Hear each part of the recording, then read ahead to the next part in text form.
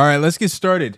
So we want to talk about For All the Dogs because Drake just released his, what is this now? His like ninth album, 10th album? I lose Believe this count is his now. 10th album. For All the Dogs. The reviews I've seen, I think it's pretty normal. I think that most people pretty much enjoy the album. I think that I've seen some criticism here and there, but I think for the most part, I think he's got two number ones going. Right now, he's got the one with J. Cole, and he's got the one with some dude named like Tico, some shit. Mm-hmm. Who's that guy? I've been seeing him around. I don't know who he is, but I've been seeing that's a trending song. I'm not aware It's like who it is. Touchdown. But... Ticho Oh, Touchdown. no, Tizo Touchdown. That's his name. Yeah, him. Yeah, I've been seeing him the last couple of years. A lot of people say he's a plant. A lot of people say that he's like... They say everybody's a plant, man. People like, exactly, who isn't a plant? Like, I think one of the most egregious examples we've talked about in the podcast before is Bobby Altoff. That's probably the most like disgusting, egregious plant I've ever seen in my life is Bobby Altoff. I mean, it's not even music; it's a podcast space. Yeah, but who isn't a plant? Ice Spice, that's another plant. I really thought that we were gonna get some more R&B. It was still a mix. Drake always will provide just a mix of R&B with the hip hop, with the rap.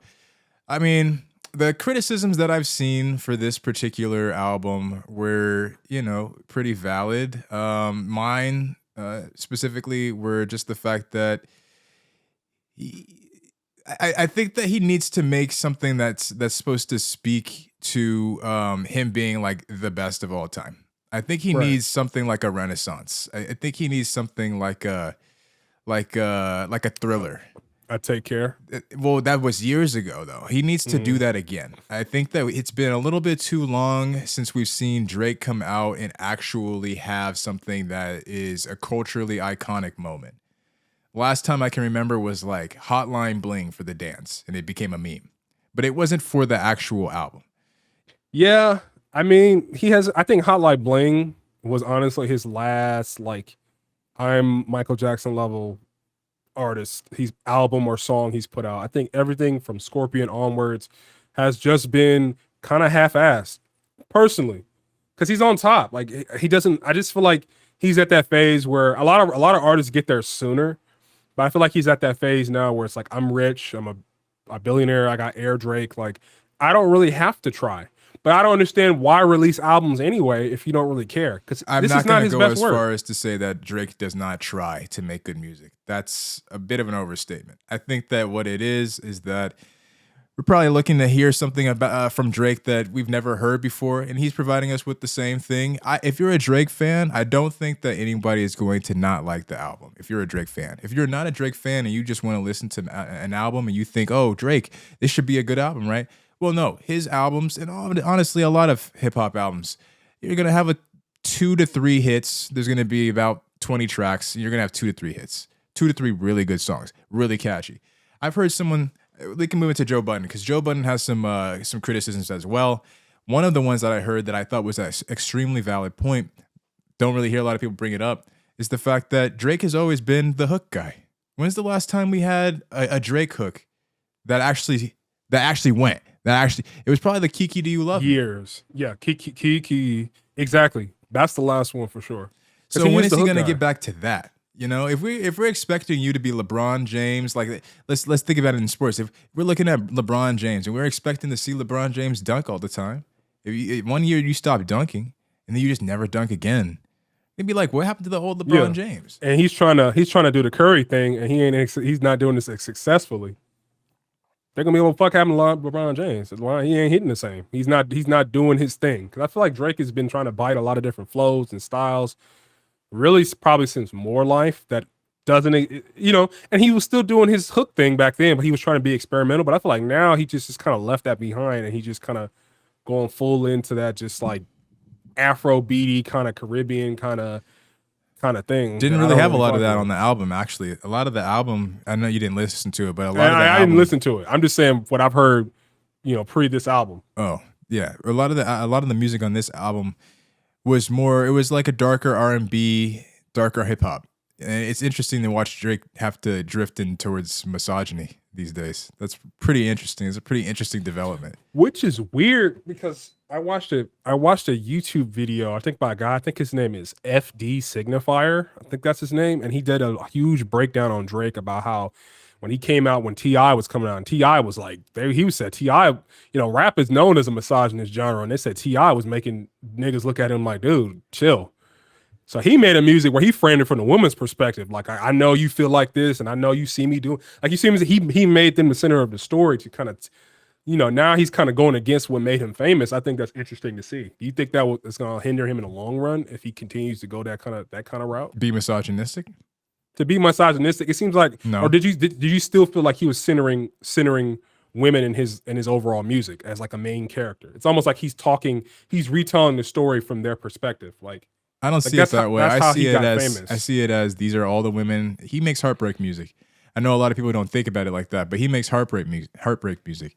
A lot of his music is talking about a breakup and how it's the woman's fault. All the things that you did that ruined the relationship and all the things that I did to try to make you better and make this relationship better, it was your fault that it ended. I'm putting all the blame on you. The only difference is that now he's using words like bitch and hoe. That's the only difference. He made the album for all the dogs. Like, that's a very interesting development, I think, in Drake's story. But what is he so? I don't understand. Like, what are you so mad? He's not mad. He's not mad. He's just he's a bachelor and he's a player, and he doesn't have any thought about settling down with women. I think he's hurt by women. I think that he's probably not the best relationship guy, and that comes through in his music. That's reflected. I like Drake music because I think the lyrics are very, very relatable. Because anybody who's ever been in any type of situationship, relationship, whatever, has those stories that Drake consistently sings about and constantly is rapping about in his music, which is this person did all these things wrong, and I was the one that was trying to actually make it work. Right. Yet here we are, alone. Call me back. I wish I could see you again. You still with that other guy? But I'm over here and you're with that other guy. Like, that's just stuff that people just think about all the time. That's why I really love Drake, but it's so corny at the same time. You know, it's so corny at the same exact time. So I really enjoy watching Drake have to kind of devolve like this. Joe Budden was talking about that same exact thing. Like, this nigga is pushing 40. And you're still talking about it as if you're like some 23 to 25-year-old. Yeah, some 23 to 25-year-old fuckboy. Like, I didn't listen to the album, but he was talking about, there were some corny bars on there. I saw people talk about the corny bars. Like, before we get into some of the corny bars that I remember, they were saying that, like, man, Drake must have told his ghostwriter, I got this one, bro, on this album. People with the ghostwriting argument.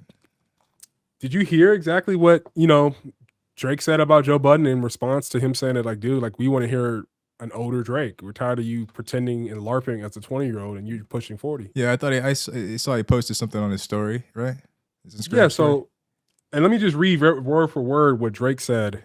For those who don't know, it's very funny, actually. What Drake, he wrote like 3 paragraphs responding to Joe Budden. But he said, I got it right here, he said, "You have failed at music.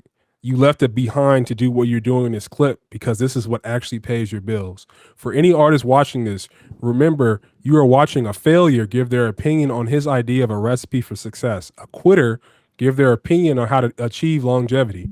You switch careers because the things that pop into your brain had you broke, living check to check, and the raps you write had 450 men showing up to your shows in dusty Ian's jeans to screw up their face to mood music 29 and pretend you are the GOAT. Please, to any artist that's doing what they feel is right, don't let these opinions affect your mindset after the fact. This guy is a poster child of frustration and surrendering. You retired and we never hung up your jersey because we don't even remember your number. We know you. We know you're doing this. What is he saying? We know for doing this you withdrew from rap not because you accomplished all you need to. It's because it wasn't working for you. I never want anybody in the generations to think that the whole everybody's entitled to their opinion is a real thing. This is a man projecting his own self-hate. I know. It's funny though. I wanted to get to the end, bro, because the end is really fucking funny. He said, if you need to put it in simpler terms, I own a 767, which is a big ass commercial plane. He owns a modest house in a 973 and flies first class on special occasions. I really wanted to get to there because I thought that was funny. And then Joe Budden responded. He didn't even, everybody was getting his ass. It was like, oh, he killed you. He destroyed you. And Joe was just like. And whose ass? Wait, what? Everybody, no, they're saying, everybody in the comments was saying that Drake got in Joe Budden's ass and shut him down and shut him up. And Joe Budden just responded saying, "You'll grow up sooner or later. Father Time is undefeated." So short and sweet. What do you think he meant by Father Time is undefeated? I don't care about what Joe Budden said. Who cares about Joe Budden's opinion? He's a podcaster. I'm talking about. I want to talk about what Drake said. Drake is Drake. I'd much rather talk about Drake. You have some thoughts about Joe Budden? Go ahead. He doing his job. I don't think Drake was wrong in that nigga failed in music. Like we can't really. He found a different lane. He made M's doing that. We can't take nothing away from him. He's a successful man. He owns a podcast network, but you failed in music. Like nigga, what are you saying? But like at the same time, he's doing his job. So he really doesn't care because he probably just sees it as you just gave me 100,000 more subscribers, nigga. Like boom, like people who didn't even know who Joe Budden was sees Drake comment on it on their For You page and like, oh shit, let me see what Joe Budden's talking about. Oh shit, I haven't really been feeling Drake's music like that either. I haven't been really feeling his last couple of albums, but I like what he has to say. He just gave him free clout. I wouldn't be mad. Drake is so sensitive, and it's really sad to me. I wish he was a cooler guy, but Drake is so sensitive and so corny and so soft. Why is it Joe Budden? Why is Joe Budden the guy that he just feels like he always has to respond to? He touches. I don't know what it is, bro, but he gets under his skin. Because people talk about shit about Joe Drake Budden all the time. I don't know, man. Because I don't think it can't be music accolades or any kind of real success. Because like he said, yeah, if he's saying, hey, you failed at your career, you failed as a rapper, then why do you even take the opinion of a failed rapper so serious? To put an entire story? Was it a post or a story? It was he commented on one of his posts. To put an entire comment on Joe Budden's post with you and just in your feelings? In his feelings, like spewing out in his feelings. I don't give niggas the satisfaction. I'll be mad. I ain't gonna give you the satisfaction of getting me to comment. I'm just not doing it. Like, did he delete it? At his level. What'd you say? Did he delete it?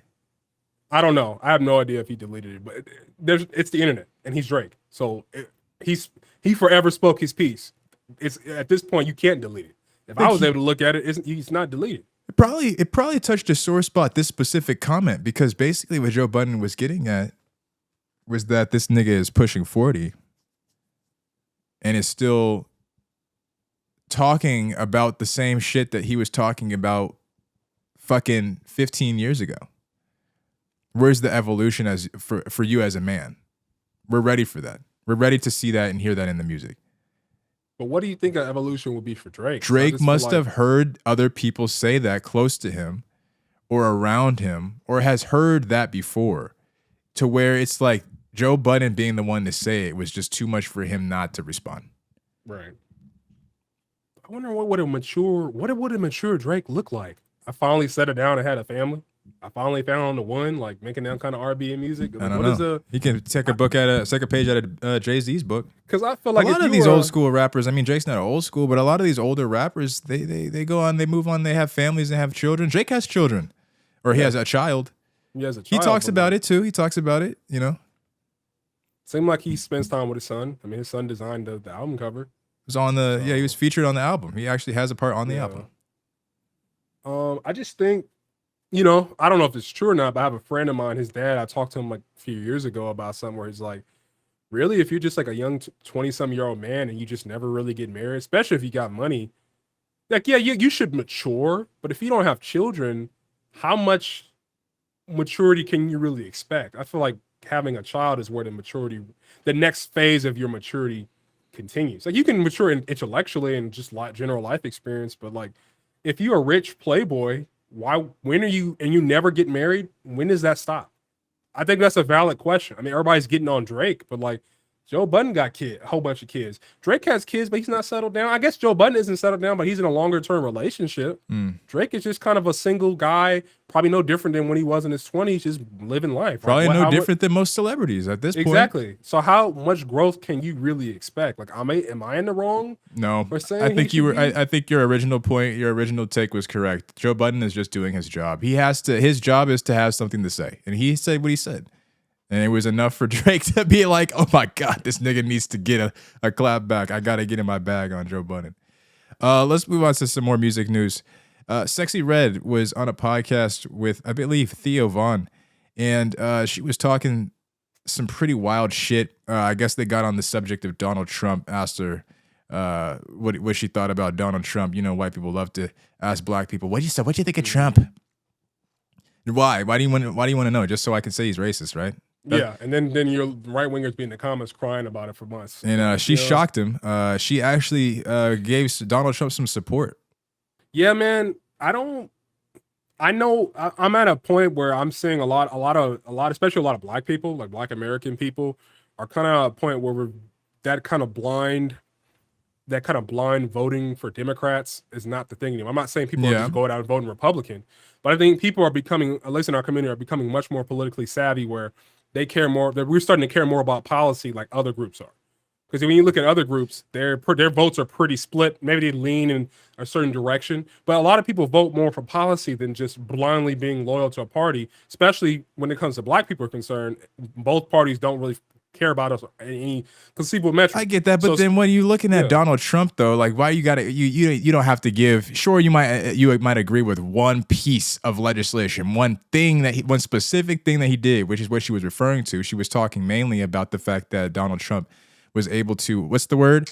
Where he pardoned. She was pardoning, He pardoned a few people that happened to be black. And then that's the thing that she was speaking to, the reason why she thinks Donald Trump should be back in office. That one little thing is going to have an overarching argument for the reason why Donald Trump's racist ass should be in office again. But Joe Biden is no less racist. But I'm just saying, you know, he's more quiet about it. He's more about passing policy than just running as not being a loudmouth. It's just frustrating because the same exact thing that you're talking about, which is just this kind of this new wave of black people saying we're no longer going to align ourselves strategically with just one Democratic Party. We're going to play the field. Whoever offers the best deal is going to get this fucking vote. The fact that we have stories like Sexyy Red, who most people probably don't even know who Sexyy Red is, right? Yeah, or even takes her, just how she presents herself, even takes her seriously. Just what I was about to get to, exactly. Nobody's taking it, put Sexyy Red seriously. It annoys me. It honestly really irks me. The fact that this story about Sexyy Red's political opinion is the one that has been fucking booming right now. I don't want to see Sexyy Red's political opinion. If you want to give me, I don't even care, you know who they do it with? Cardi B. Whenever she says something, or, you know, they do it with LeBron James too, much more influence, but still, I don't need to know what my celebrities, just because they're black, they don't have to speak for like all of black people. I'm not saying that they're saying that Sexyy Red has the opinion of every single black person. I'm just saying that the media knows exactly what they're doing, right? They're going to put out a story with someone of influence because they know it's going to drive people's opinions. It's going to drive people's thought process and conversation. Yeah, because, you know, and we've seen this over the years, but I think a lot of black people are waking up on that. Like, people used to take celebrities, I think not even just in the black community, but us especially, celebrities are a big deal. We get too fantasized and they're still about a big what deal. Celebrities are saying, especially politically. Like, these dudes are irrelevant. But they're still a big deal. Don't you agree? They're a big deal. I think they still definitely works. Are a big deal. I think the same method that they used to use back in the day with tabloids and everything, I think that still works. You don't agree? Use preachers too. I agree. They used to use preachers too. They still kind of do, but they used to, you know, Democratic Party would come speak at churches and black communities to try to get people on board, and preachers probably getting under the table deals. But like, I think it still works, but I think people are starting to see through the bullshit. Man, a lot of these celebrities are bought and paid for. They almost will say anything. It's and a lot of these celebrities don't fucking know anything. You know what really makes it more aware, or makes it easier for you to be aware of it, is like when you just find out that one of the celebrities you've always loved after years and years and years is like a terrible person. Yeah, like just because they're good at their craft doesn't mean anything, or might be popular, because I don't think Sexyy Red's good, but might be popular at their craft doesn't mean that they actually have any value as a human being. Not the way it sounds. Yeah. Let's correct it. We're not saying I definitely should have said that a lot smoother. We're all, at the end of the day, we're all connected. You can say whatever, you can believe whatever you want. They have no value to the benefit of humanity in like in a larger scope than just, you know, I make rap music. I made a rap song about my booty hole being brown. Yeah, I just, you know, and that's another thing. Is just like I don't immediately demonize. Maybe a few years ago, I might have. but I don't immediately demonize a black person who just says they support Trump because I want to see what you have to say. Because there's a lot of black people who have. Have you ever heard an argument that was actually fair? That was like, all right, good point. I think the only argument I've ever heard, and this is controversial, I'm not giving my opinion on it either way, but an argument that I can kind of agree with is that a lot of black people are getting very angry, especially in Chicago. There's like open like rebellion and marches that are happening a lot. They don't really get a lot of news coverage about the migrant crisis, about how when a lot of migrants are brought over here, they're brought to black communities. They are getting into a lot of industries and being racist and walling black Americans out of these industries. And what was Trump's reaction? And Trump wants to send them home, right? That's one of the biggest. And he's been saying that also recently that he gets in, he's going to handle the migrant crisis. So I know a lot of black people who want Trump back solely because they see that as a major issue that needs to be dealt with. There's no longer romanticizing the Democratic Party. If you say that to me, I understand your perspective. But there's some people who are just coons all the way around. There are a lot of people who support Trump because they're like, hey, before we were voting Democrats because we saw that as a lesser of two evils. But now that we're thinking has shifted, maybe Trump might be the lesser of two evils in a sense that the Democrats are going to keep allowing migrants to come over here wholesale. So that's an argument I've seen. I don't know if you agree with it, but I've been seeing that argument a lot lately that's the thinking going forward is that what's the major issue? Who's going to solve it? For me, it's fuck Donald Trump. I wouldn't even vocalize the fact that I agree with anything that Donald Trump does. That's where I stand on the matter. Yeah, I mean, he's a reprehensible person. It's really just fuck politicians in general. It's more specifically, it's fuck Donald Trump. More specifically. Yeah, I mean, I'm not a Trump supporter. But I wouldn't even out my mouth. I wouldn't even out my mouth say, "Oh, you know what? That was good. What he did." I don't care. Like, who really cares about what Sexyy Red has to say? That's really all I got. That's how I've said my piece. Yeah, let's move on. All right, so a lot of people have been I've been hearing this topic we're about to talk about: Beyoncé versus Taylor Swift. Mm-hmm. Who is the most impactful artist? Who's bigger? Who's bigger? Do you think Taylor Swift? Who's better? The white girl being platform type of thing. A lot of people say. Right. And she's nothing compared to Beyonce. Yep. What are your thoughts on the overall thing? I don't know a crazy amount about either, but I definitely know way more about Beyonce than I do about Taylor Swift. I thought it was interesting that we brought this up because Beyonce just recently, they were reporting that she's going to have her Renaissance tour filmed and they're going to bring it to theaters like as a movie. Right. And then at the very same time, Taylor Swift is doing the exact same thing for her concert tour. So they're like on the same par. I think this is something that I would have never imagined would have happened. I don't think that there's a single person in 1998 or something would look at Beyonce from Destiny's Child and be like, oh, she's gonna be the biggest in my opinion, the biggest superstar like on the planet, music wise, like entertainment wise. And then 10 years later be like, oh, and that girl Taylor Swift, that little 18-year-old girl over there, she's definitely gonna be up there too. Yeah, I don't know, man. I think Beyonce was always destined. Some of the Destiny's Child things I've seen, she always felt like she was a standout. Taylor, I just felt like it's a Bobby Altos situation. Call me Cap. Call it Cap. Yeah. Call it Cap. That's Cap. But that's Cap. Why is it Cap? Where is your proof? We can't keep doing this where it's just like anybody who's famous and we don't get why, we'll just be like, oh, industry plant. Where's the proof? There is no proof. This is just me talking. I'm just me talking crazy. There is no proof. I just don't see the singing ability, dancing ability, just overall showmanship. I don't think they're in the same category. I just don't think they're in the same category. I've seen some Taylor Swift performing. I've seen some videos of her performing. I just don't think they're up in the same category. Every time I feel like if I went to a Beyonce concert, that's a show. That's an experience. I feel like it's way more than just going to see somebody sing a song. You get an entire experience. What's the difference? They do the same exact thing. The only difference is that Beyonce is more she has more choreography. She's up there dancing. Taylor Swift will dance, but Taylor Swift is not an athletic person. Not from what I've seen. Her music is not also according to like where she has to be up there shaking ass. Not that Beyonce's always shaking ass, but it's not that type of music. But people love Taylor Swift's performances. They love her. Surprised she hasn't performed at the Super Bowl. Maybe in the next like few years. Yeah. And then, you know, who do you think is gonna sell more in the movies? I mean, a lot of people. I mean, the Swifties create traffic. When they came out here, What about the Beehive? It's like, what the fuck? I don't know, man. Maybe I'm not aware of the days when Beyonce comes out here, but I've definitely been aware of when the Swifties are out here because people talk about it. Like I just be at work and it's like, oh yeah, the traffic's fucked up downtown because Taylor Swift's having a concert. There's all these videos of people like on planes coming into like, you know, LA. I think they were coming into LA for a Taylor Swift concert, and the whole plane was just people singing Taylor Swift songs for hours. Yeah, it's like they travel in droves.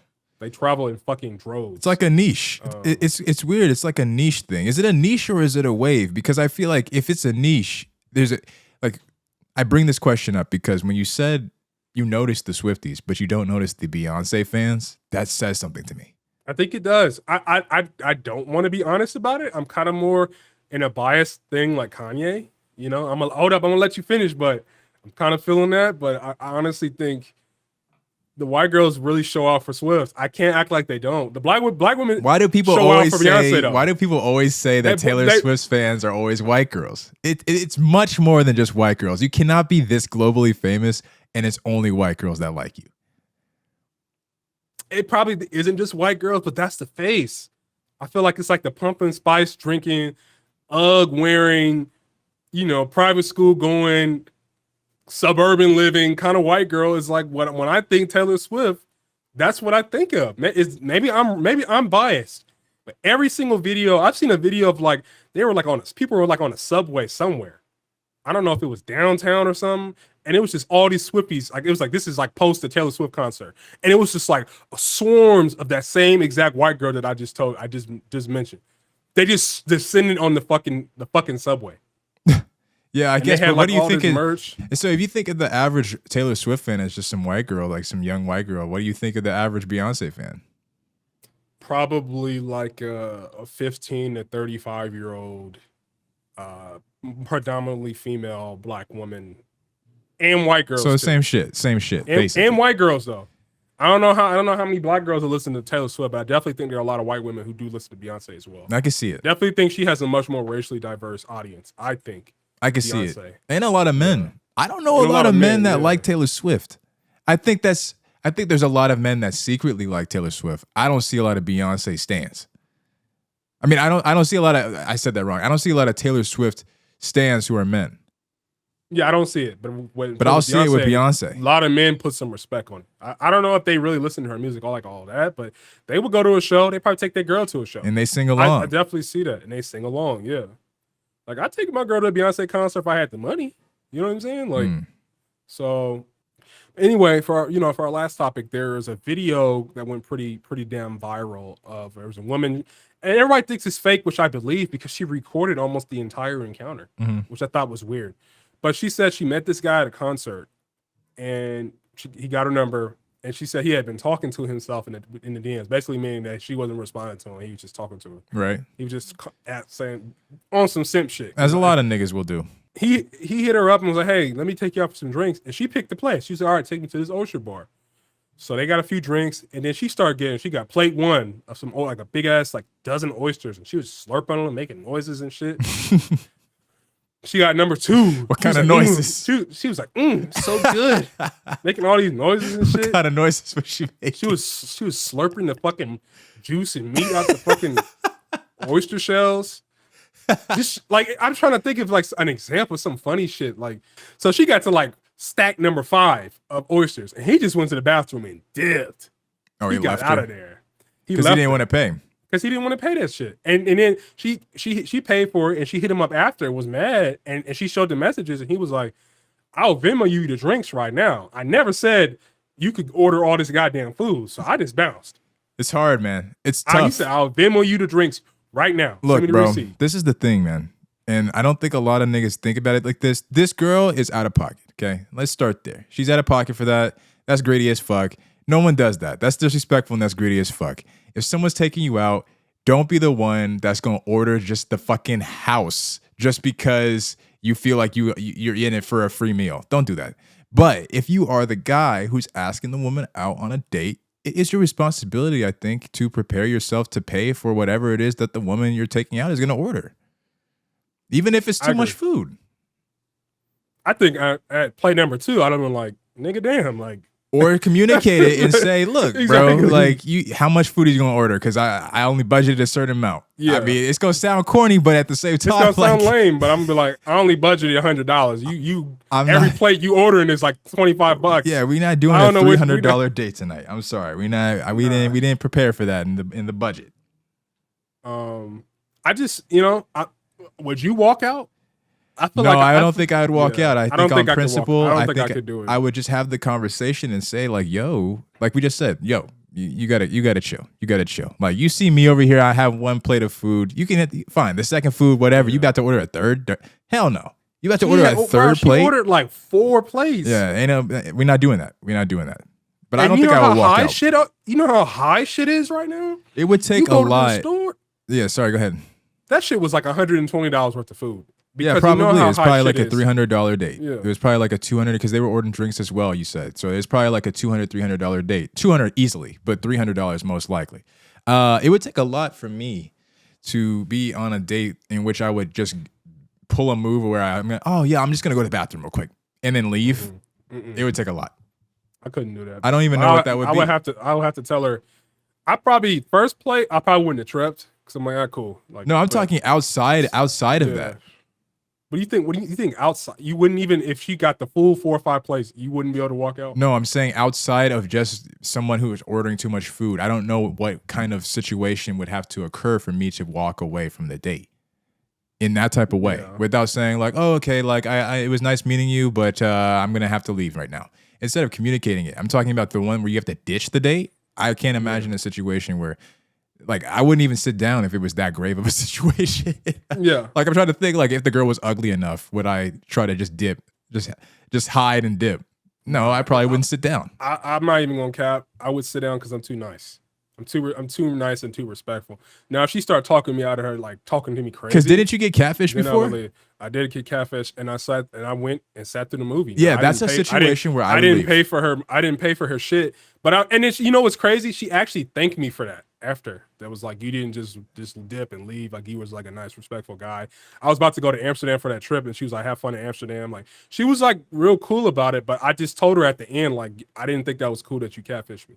That was fucked up. Did you keep in touch? No. Oh, it sounded like she was trying to connect still. Nah, she sent like 2 paragraphs, like thanking me and all that kind of stuff. You can call it nice guy shit. You can call it some simp shit. I was way younger. At this point now, I wouldn't have went on a date. Why is it simp? Who are you simping after? Because you it isn't on simp shit. But people will try to talk some. You should have just ran out on her ass. You should have rammed the car and took up out of there. Nah, because remember, I was like 19. I'm 25 now. I was like 19 when this happened. No, 20. I just turned 20 when this happened. So I was in a different mindset where I was like, I'm not going to be fucked up and be mean. Like, or you just want to enjoy the time you're out. Fuck. I got ready. I got prepared. I'm here. Exactly. I got ready. I got prepared. She went to like an all-girls school, like 20 minutes from my school. Yeah. So I don't think you need to worry about that being sim shit. That's not sim shit to me. Sim shit to me would be like, damn, like that girl was so ugly. She didn't look anything like the way that I got catfished. And I'm still going to act like the nice guy and still ask this girl out and actually try to like do something with this girl with no intentions of actually liking this girl. Yeah, it was just like, it really just was like just for some pussy. Having fun. That's having fun with a friend. It really was just having a fun with like somebody who could have been a friend. Yeah, simps, we need to come to a conclusion of what simp is. Simp is actually like a defined word. Okay, I think they added it to Merriam-Webster this year, didn't they? They probably did, bro. They've been adding all kinds of Urban Dictionary. I'm pretty sure the definition of a simp is somebody who is a nice guy who will do anything nice in order to get pussy. And they'll take abuse to do it. They'll do whatever it takes to get pussy. They will just simply serve themselves. They will. Yeah. It's like a pick me. It's like the male version of a pick me. It's like the man who will try to think of any nice thing that they can do just like in order to get some pussy. That's a simp. And that move is not a simp. That movie is not a simp. But yeah, that situation sucks. Terrible situation. Men, plan your finances accordingly when you're taking women out. Anyway, this was another great episode of the Top Tier Podcast. What's my thing? What do I say? You guys know where to find us. Same place, same time next week for another new episode of the Top Tier Podcast. Check you later. Peace. Peace.